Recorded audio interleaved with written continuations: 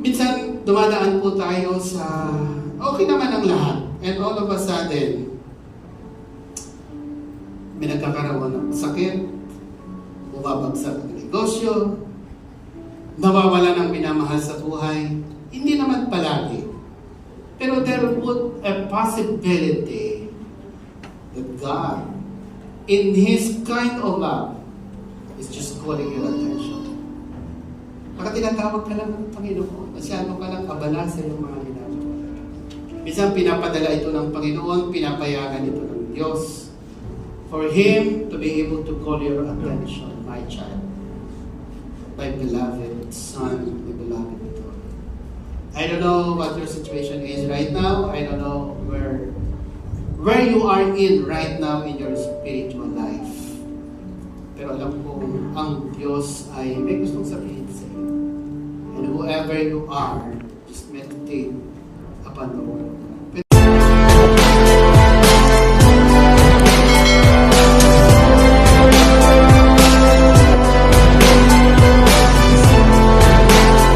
Well, speaking of that particular song, sinabi niya po ron ay loving yourself is the greatest love of all.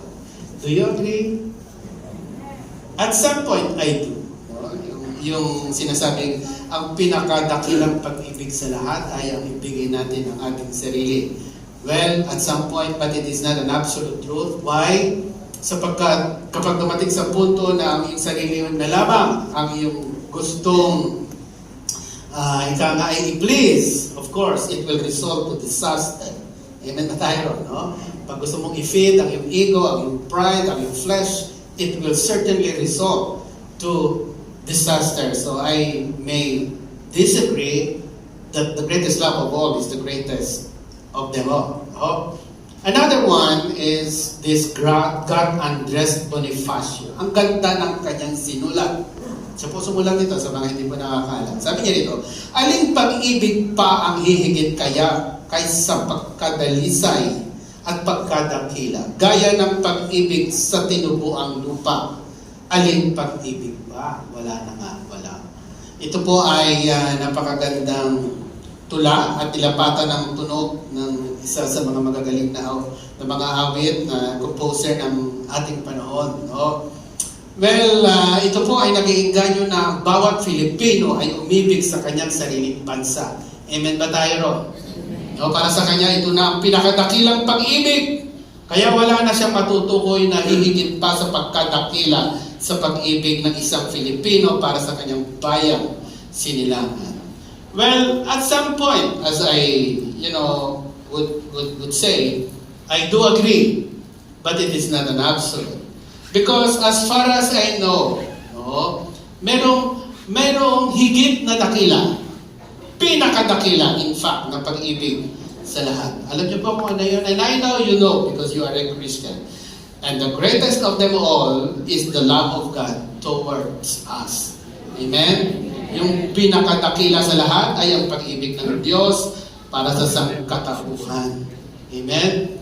And today, I will not just be talking about the greatest love, but the complete package of it. No? Bakit ko ba tinatawag na ito ang pinakadakila sa lahat ng pag-ibig na pwedeng maranasan ng tao sa mundong ibabaw?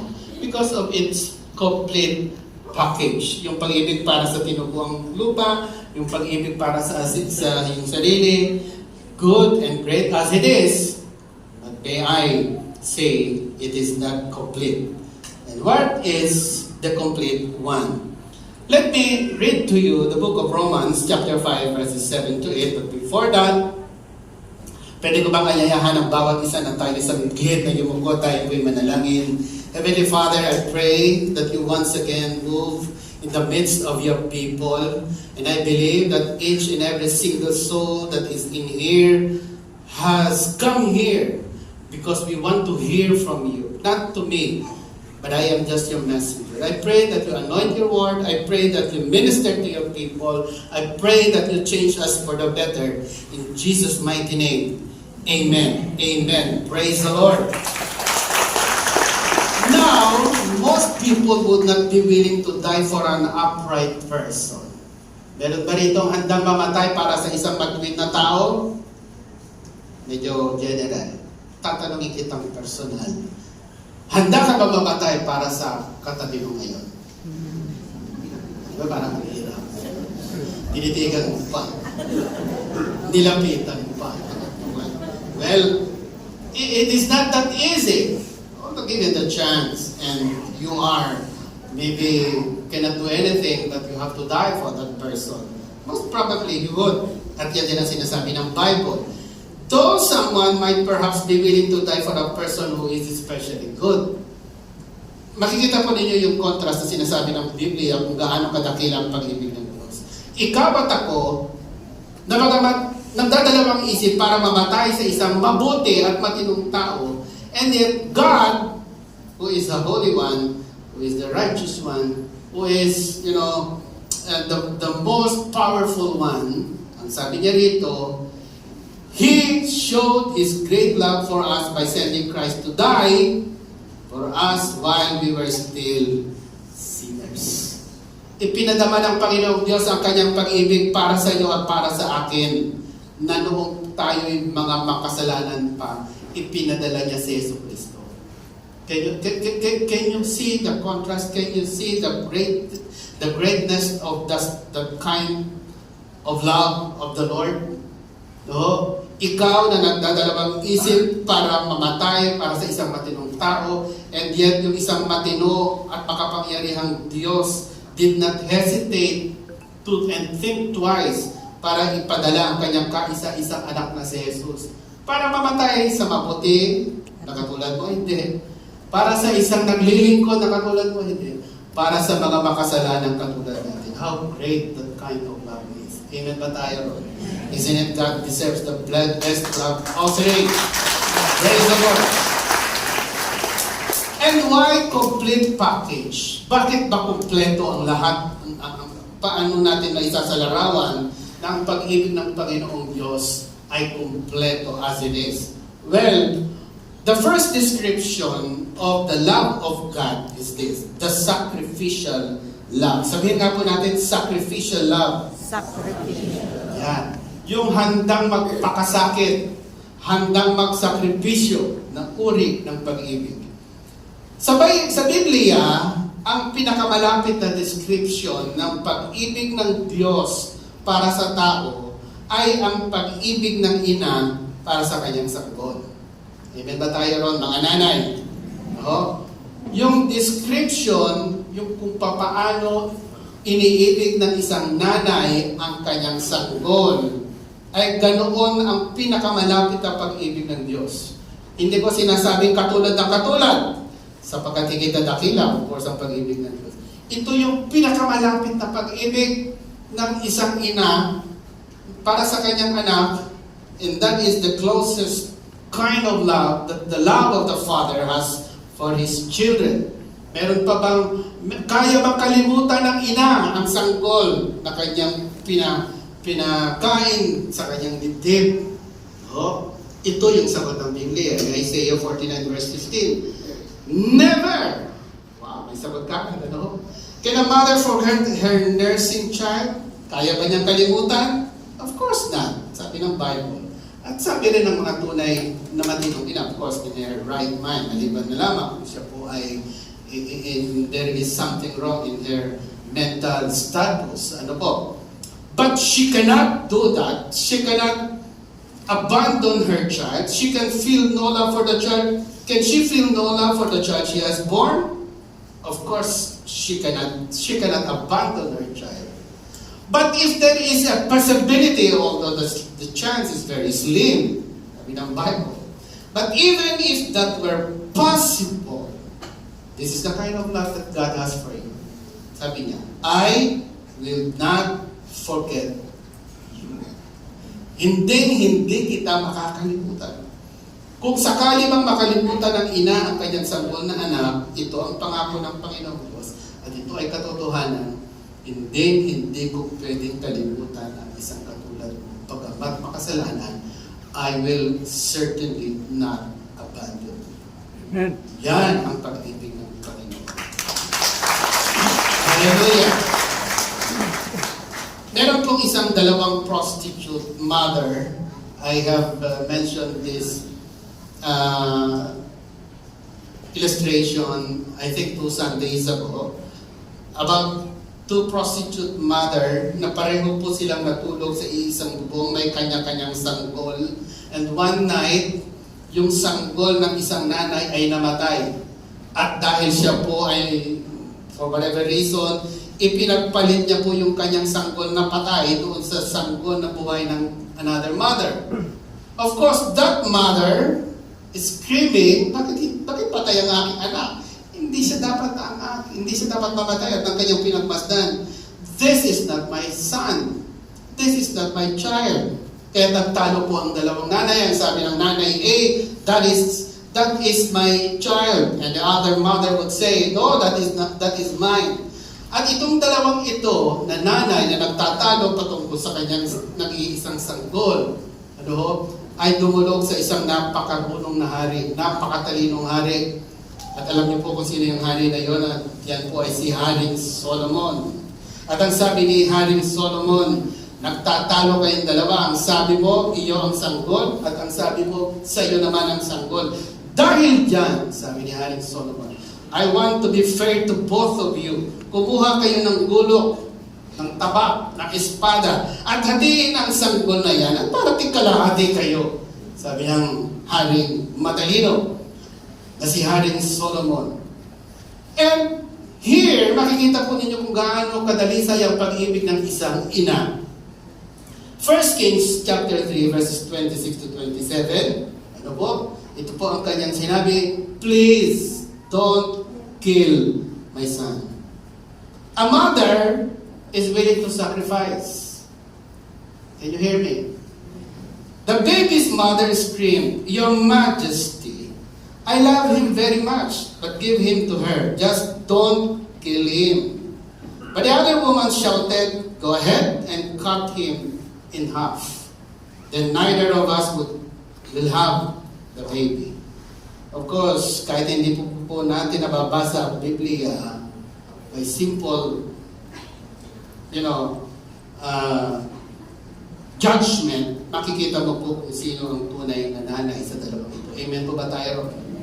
Sapagkat ang tunay na nagmamahal, ang tunay na umiibig, ay handang magsakripisyo para sa kanyang minamahal. Amen? Ulitin ko po, baka napabilis. Ang tunay na umiibig ay handang magsakripisyo para sa kanyang iniibig. At ang nanay na tunay ay handang isakripisyo ang kanyang anak, makita lamang niyang buhay. And that is the kind of love that God has for His children. Ganun po tayo iniibig ng Panginoon. Kaya sabi ni Solomon said, don't kill the baby. It's a prank. Sabi ni Solomon. Then he pointed to the first woman. She is the real mother. Give the baby to her. Maaaring hindi mo mauunawaan yung galing at talino ng isang nanay o ng isang babae. Pero kaya mo kilalanin kung sino ang tunay na nanay sa pamamagitan ng kanyang pag-ibig at pagmamahal, sa pamamagitan ng kanyang sakripisyo. Amen ba tayo ron? Paano ba natin malalaman na ang isang tao ay tunay na umiibig? Sa mga babae rito, no? Baka meron kayong maniligo na 17. Sino kaya siya? Bibigyan ko kayo ng tip. Ito po yun. O sa mga lalaki na ang dami-dami mong pinagpipilian, 16. Sino dyan? Listen carefully. Sacrifice is the determinant of true love. Amen? Yung pagpapakasakit, yung sakripisyo, yung handang magsakripisyo, yun yung tunay na umiibig. Amen? Hindi po pwedeng umiibig ang isang tao na hindi siya nagsasakripisyo. No? Kailangan ng isang umiibig ay handang magsakripisyo.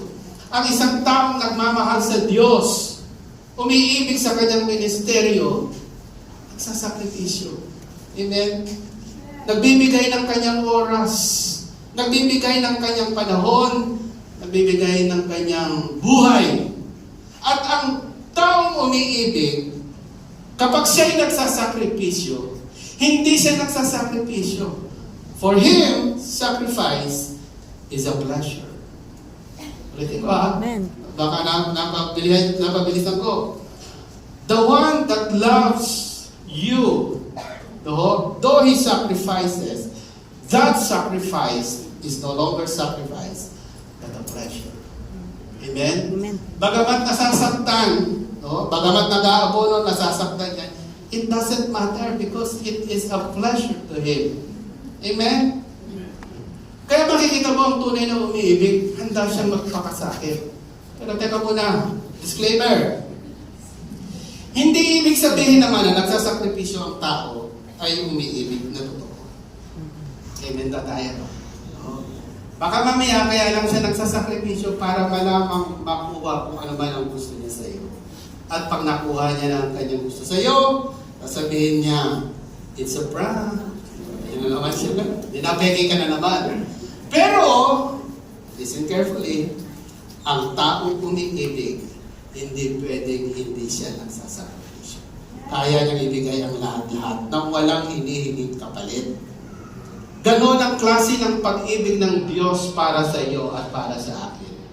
No? Ang kapalit lang na kanyang hinihingi, alam niyo kung ano, yung ikaw ay tanggapin si Yesu Cristo bilang Panginoon at tagapagligtas ng iyong buhay. Ganoon ka hinahanap ng ating Panginoon. And that is what He said in John chapter 3 verse 16. No? Ano pong sabi niya ron?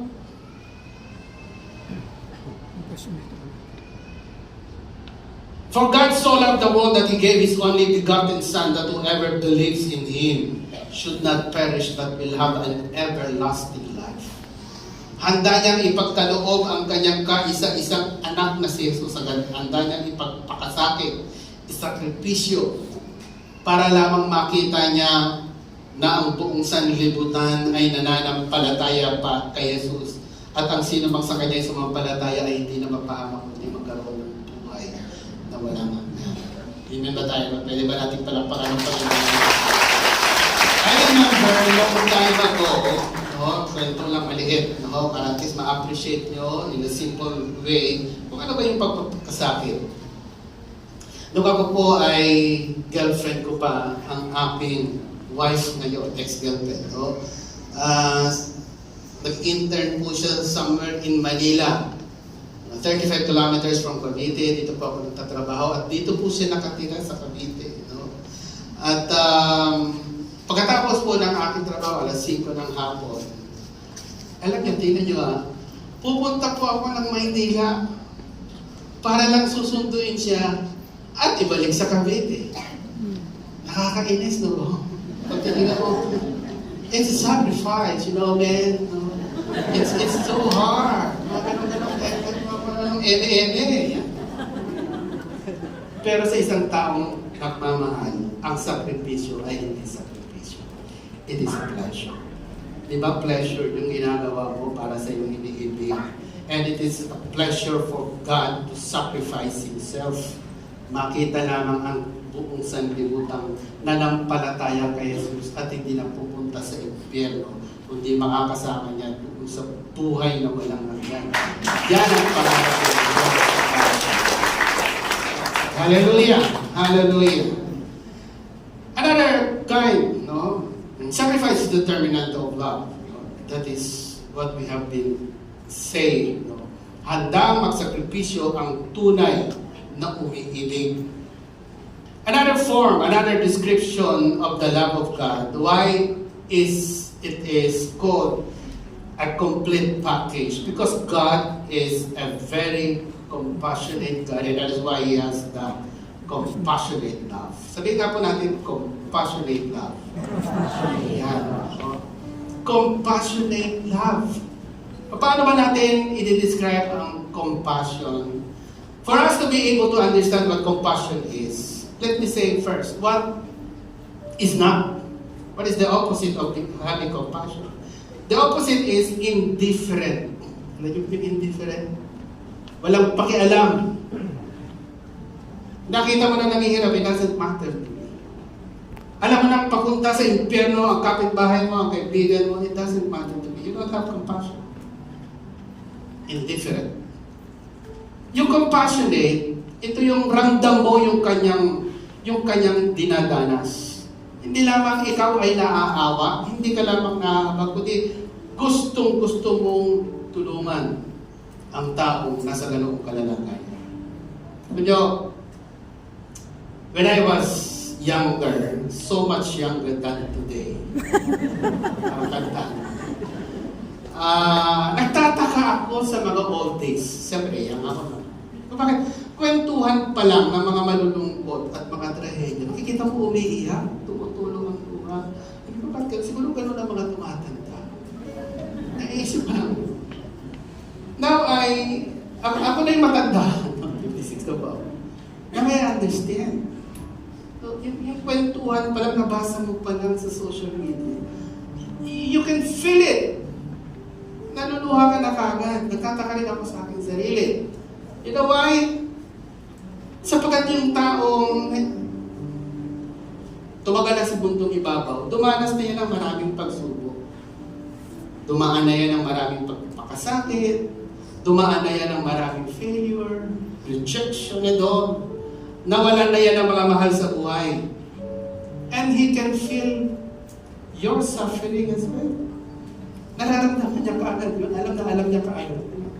Kaya pagkwentuhan pa lang, nandito ka sa puso. Kaya kapag ikaw ay dumadaan sa pagsubok, challenges, kawalan, tinuturuan ka ng Panginoong Diyos mo ng compassion. Para madali ka rin tumulong, madali mo rin maunawaan ang kalagayan ng iyong kaibigan o ng iyong kapatid. Amen. Biblically speaking, what is compassion?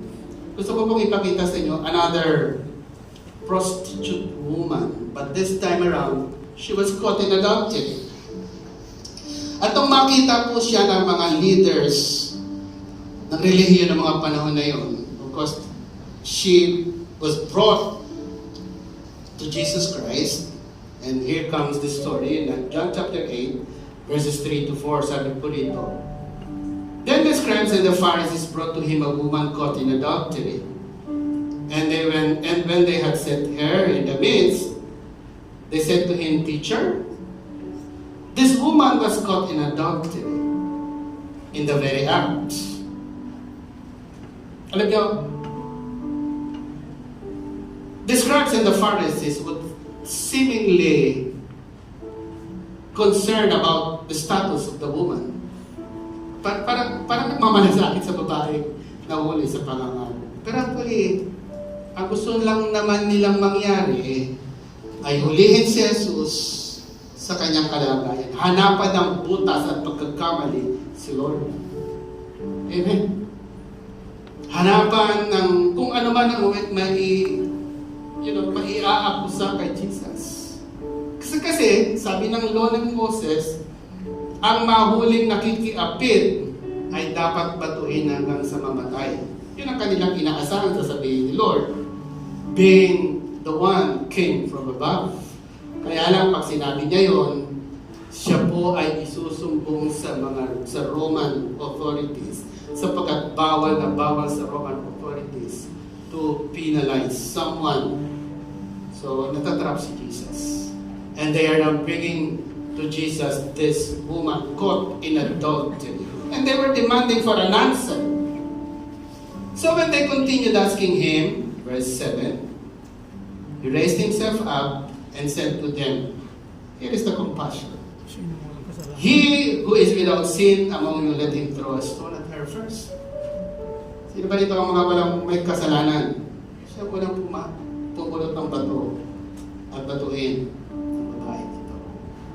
Alam niyo, kung sinabi po ito ng Panginoon, tinuturuan ng mga eskriba at mga Pariseo, before you implement righteous judgment, you have to show and demonstrate compassion first. Amen ba tayo? Kasi sinasabi niya, ramdamin niyo kung anong dinaramdam ng isang nahuli ng pagkakasala. Hindi kayo nahuli. Bagamat nahuhuli kayo ng Diyos, hindi kulong. Alam niyo gano'n? Huli pero hindi kulong. Eto ngayon, kayo ba ay walang ginawang kasalanan? Bilang Panginoon Diyos. Tingnan niyo po, no? si Jesus teaching and doing compassion, it is another thing. If you are demonstrating compassion, mga kapatid, hindi ka magkakamali. Kaya hindi nila mahuli si Jesus. Because Jesus was demonstrating compassion. Amen ba tayo? Kapag ikaw ay nagpapakita ng compassion, hindi po pwedeng magkakamali ang isang tao. That is the kind of love that God has for you and for me. Kaya unti-unti nakaalisan, sabi niya po sa verse 8, and again, he stooped down and wrote on the ground. Then those who heard it, being convicted by their conscience, went out one by one, beginning with the oldest, even to the last. Bawat isa sa kanila umalis. Because they feel the feeling of a woman caught in adultery. Nagkakaintindihan sila. And now here comes the woman. Jesus was left alone and the woman standing in the midst.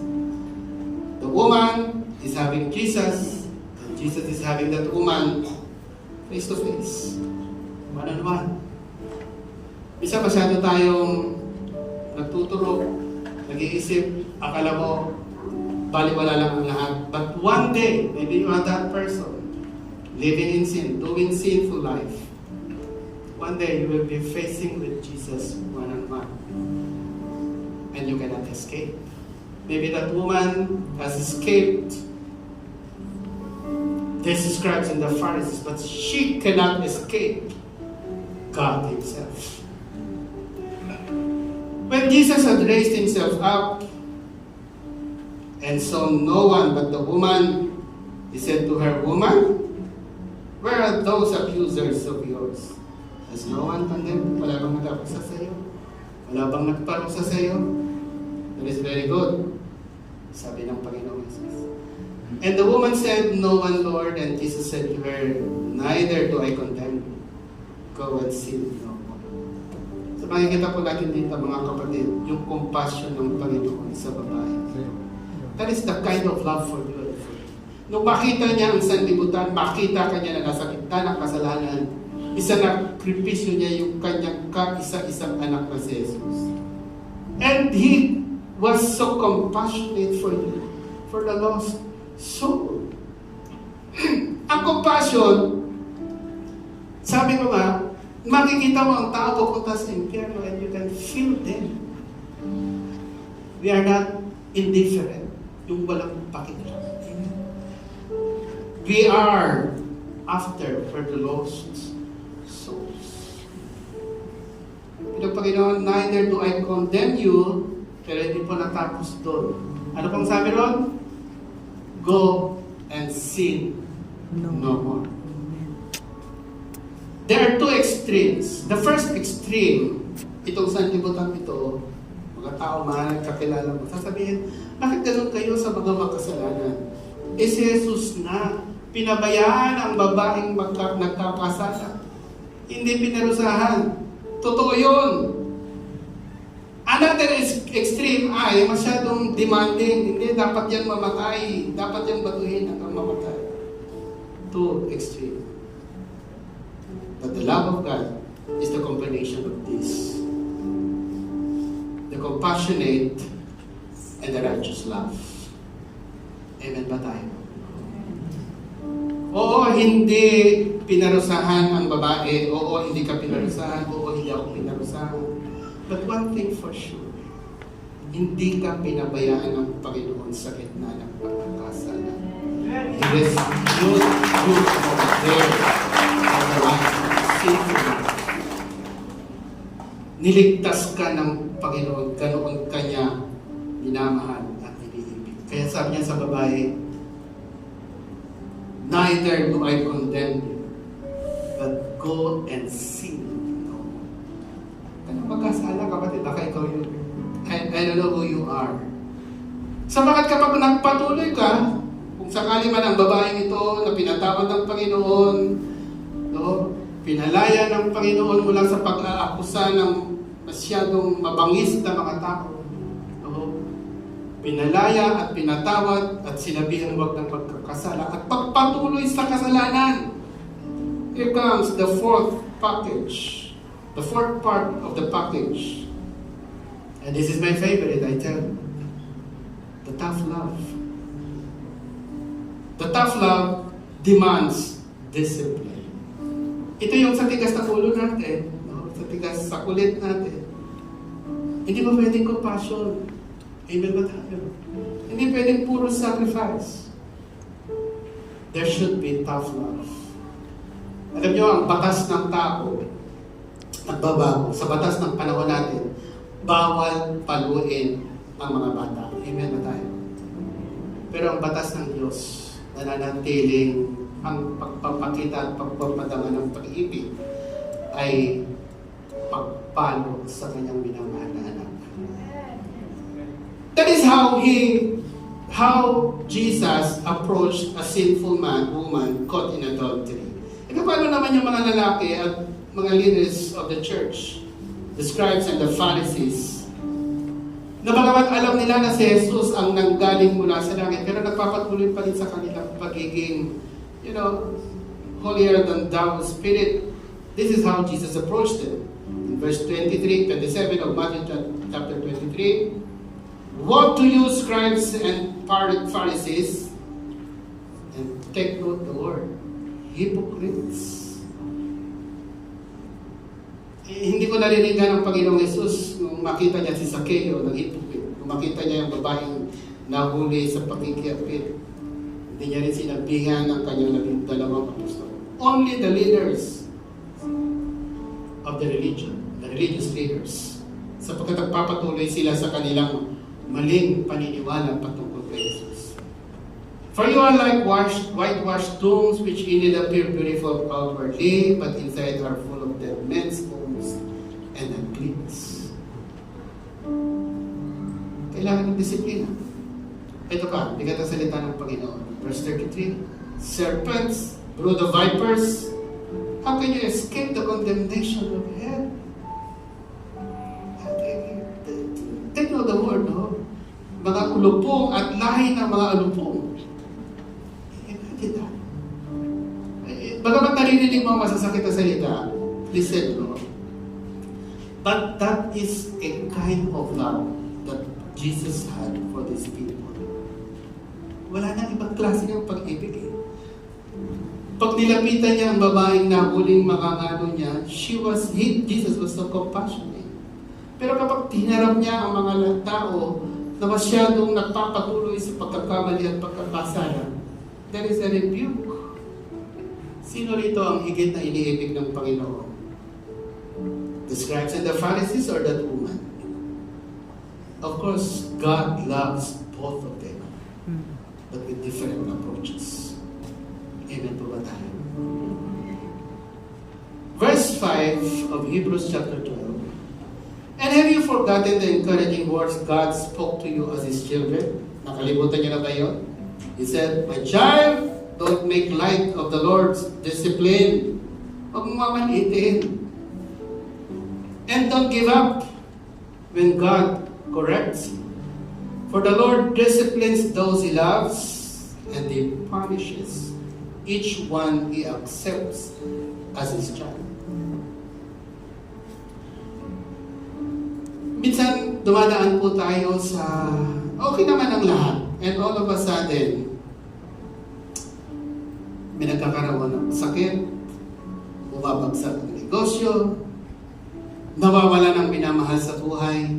Hindi naman palagi. Pero there would a possibility that God, in His kind of love, is just calling your attention. Baka tinatawag ka lang ng Panginoon, masyado ka lang abala sa iyong mga ginagawa. Minsan pinapadala ito ng Panginoon, pinapayagan ito ng Diyos, for Him to be able to call your attention, my child, my beloved son, my beloved daughter. I don't know what your situation is right now. I don't know where you are in right now in your spiritual life. Pero alam ko, ang Diyos ay may gustong sabihin sa iyo. And whoever you are, just meditate upon the Word of God. Pwede ba tayo bubuha tayo saglit na lumapit sa Diyos? Heavenly Father, these are your people. Panginoon, alam ko na ang salita mo ay hindi mo ibinibigay nang hindi babalik sa iyo, that it doesn't accomplish its purpose. Ako po'y naniniwala, Panginoon, na meron kang kinakausap sa aming kalalitan. I don't know that person, I don't know that man or woman, but you know him personally. Meron ka tinatawag dito, Panginoon, para magpatuloy sa paglilingkod. Meron ka tinatawag dito para maglingkod sa iyo. Meron kang kinakausap dito para layuan at tumalingkod sa kasalanan. And whoever that person is, I don't know him, but you know him, you know her. At habang kinakausap ka ng Panginoong Diyos, pwede ba tayo magsita yung lahat?